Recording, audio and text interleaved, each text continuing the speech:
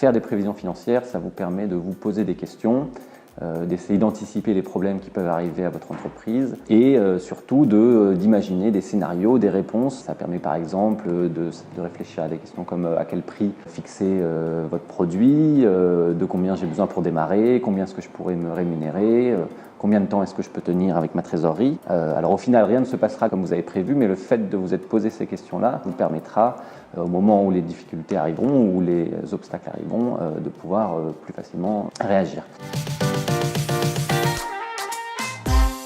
Faire simple et concret.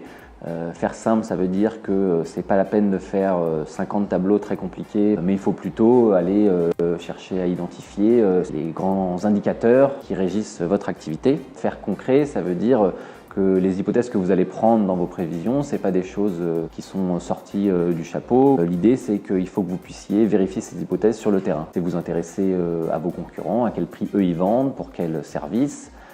C'est aussi aller vous-même sur le terrain, interroger vos différents clients pour savoir quel prix ils seraient prêts à mettre pour payer ce que vous proposez. C'est important de prendre en main ces prévisions financières. Alors c'est très bien de se faire accompagner, de se faire conseiller pour avancer sur la réalisation de ces prévisions financières, mais c'est aussi très important que vous compreniez les différentes hypothèses que vous avez prises, que vous compreniez ce que veulent dire les différents chiffres que vous avez dans votre business plan, car au final, vous allez vous reporter à ces prévisions financières pour essayer de comprendre quels sont les grands leviers que vous pouvez actionner et quelles réponses vous pouvez apporter très concrètement pour le développement de votre entreprise.